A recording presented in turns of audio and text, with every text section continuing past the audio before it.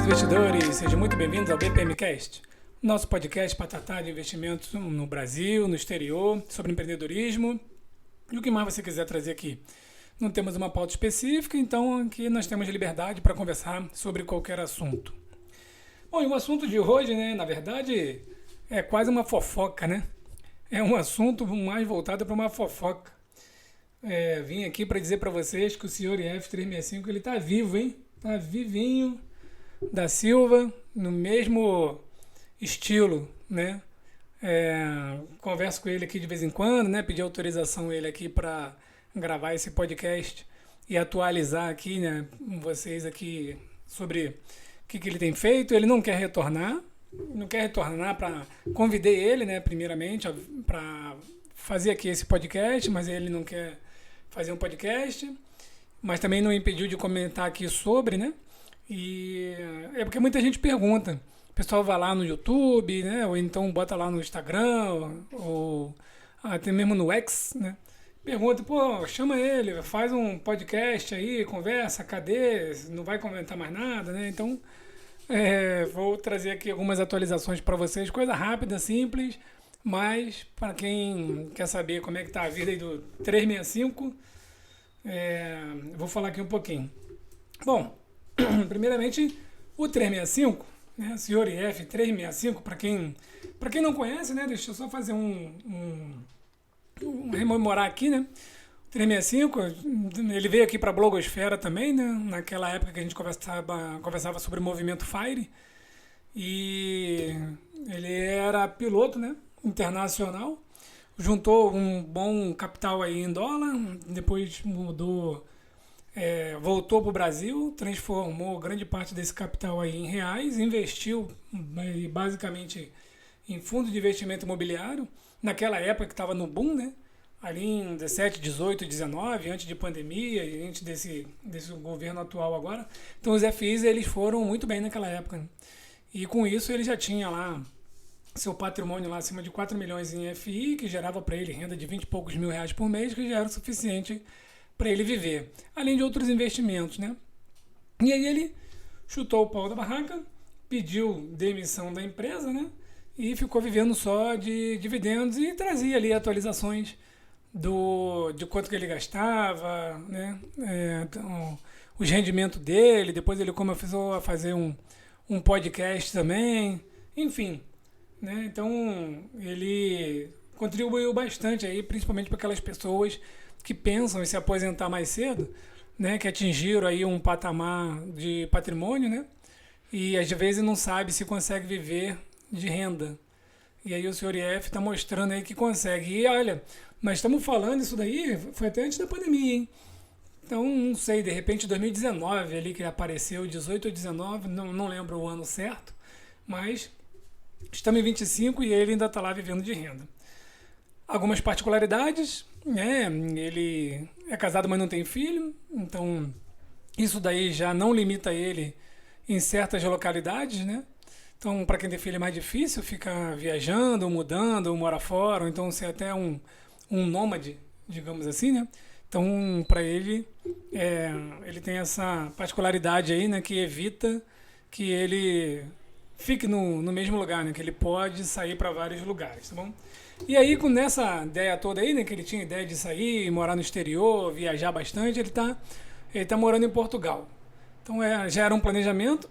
Para quem acompanhou ali, finalmente ele estava já atrás ali do passaporte, do visto dele. Então, ele foi embora para Portugal, continua vivendo de renda. Tá? Então, os FIs, mesmo tendo caído muito, né? Então, o patrimônio diminuiu, mas ele disse que o rendimento que ele está tendo dos investimentos ainda está dando para viver. Está dando para viver ali com uma certa tranquilidade. Né? Não está sobrando muito, né? Está morando na Europa, enfim, né? Tem que transformar parte desse dinheiro em euro. E aí vocês têm acompanhado o dólar, o euro, né? As moedas.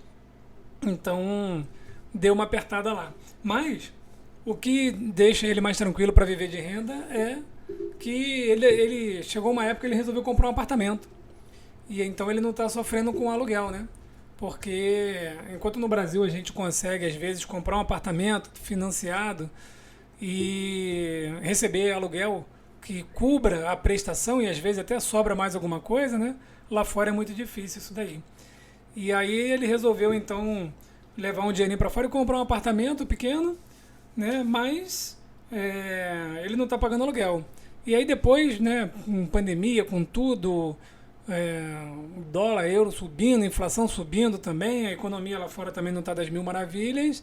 Então isso daí facilitou muito a vida dele, porque o aluguel lá fora é muito caro. Então isso daí tem salvado, mora no apartamento próprio, então só precisa de dinheiro para viver ali mensalmente, né? E aí é onde ele se encontra aí com uma certa frustração, porque ele tinha a ideia de ir para a Europa, de ir para Portugal, alugar um motorhome, comprar alguma coisa, viajar a Europa inteira.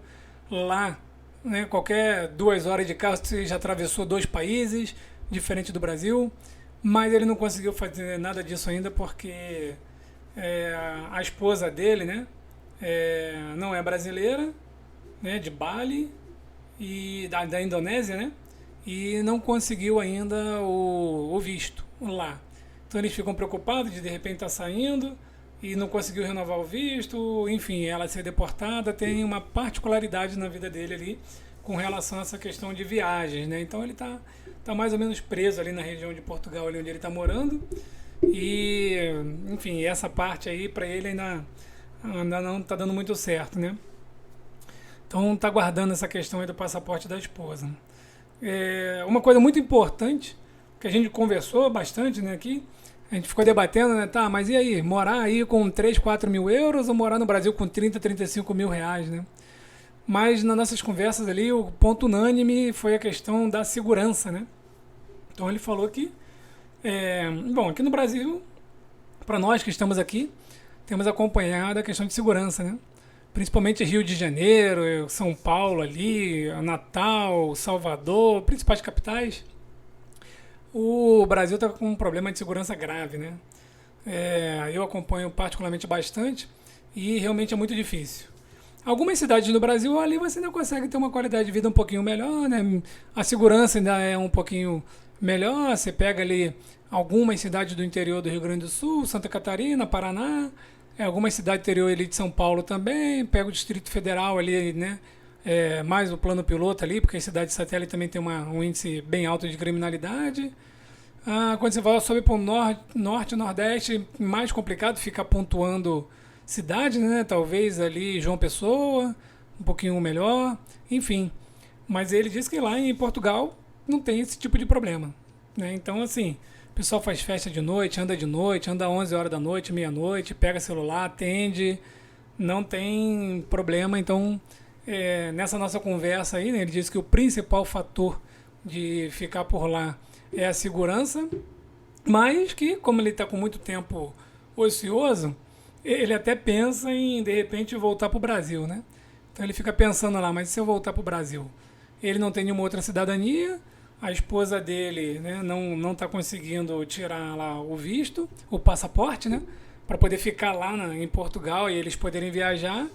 Então fica meio preso, ele pensa em, de repente, retornar para o Brasil, porque pelo menos aqui vai ter uma mobilidade maior. Mas é aquilo, né?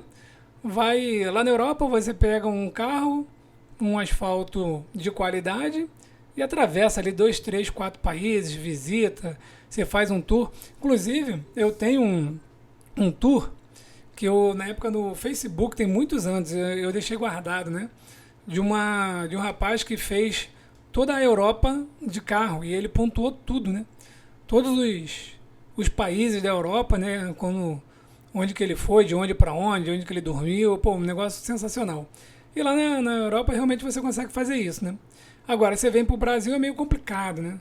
Eu peguei estrada, fui para o Rio de Janeiro no final do ano, virou o ano, quando voltei, cheio de buraco na estrada. Em 15 dias apareceram buracos gigantes na estrada, né? E ainda vi vários carros parados trocando pneu. Graças a Deus eu consegui passar ileso, mas muito graças a quem? Ao Waze, né? Então a gente usa o Waze no Brasil, principalmente hoje para mostrar buraco, não é nem para conhecer o caminho a gente até conhece, mas por causa de buraco na estrada, né? Então no Brasil fica difícil. É um lugar muito bom, muito grande, com muitas coisas bonitas para ver. Eu sempre digo que quem quer fazer uma viagem de férias muito boa, pega ali um mês, né? Desce em Curitiba, aí passeia em Curitiba, depois desce para Floripa, depois pega a BR ali e, aliás, volta ali um pouquinho, né? E desce a Serra Gaúcha ali, que é uma serra gigante. Aí vai lá de Caxias do Sul, vai embora ali, Gramado, Canela, Bento Gonçalves, Garibaldi, Nova Petrópolis, né? Então você vai fazendo um tour e você passa aí um mês e meio viajando, conhecendo coisas bonitas, cultura, né? Gastronomia, mas tem o problema da estrada. Se você fosse subir, né? Por exemplo, do Rio de Janeiro até Natal, né? Caramba, olha quanta praia você podia passar. Imagina fazer um passeio no Brasil, pegando todas as praias do Rio de Janeiro até Natal. Como que não seria, hein? Seria sensacional, mas você não consegue. É buraco, é problema de roubo, às vezes pedágio até da criminalidade, algumas estradas até tomadas por índios ali que pedem pedágio. Infelizmente, no Brasil, nós temos esse problema. Se você morar dentro de um condomínio, se você mora dentro de uma bolha, você vai morar até bem tranquilo, isento de... Mas também você fica preso no Brasil, né? E aí, o que fazer? Bem complicado, né? Bom, então eu só queria fazer esse comentário aqui para vocês, porque realmente várias pessoas pediram aí para conversar com o senhor IF365, perguntando onde é que ele estava, o que ele estava fazendo. Tem gente que ainda não estava acreditando que ele continuava a viver de dividendos porque os FIs caíram demais. Mas ele também tinha dólar, né? Tem dólar. E aquilo, né? O FI aqui caiu, mas o dólar lá subiu. Então, ele tem um pouquinho de rendimento em dólar, muito rendimento ainda em reais, mas consegue aí se manter lá, vivendo com uma boa qualidade de vida lá em Portugal, né? Mas, aquilo. Ele lá, apartamento dele, boa qualidade de vida, né? Vidinha, padrão médio. Que se pegasse aí, né?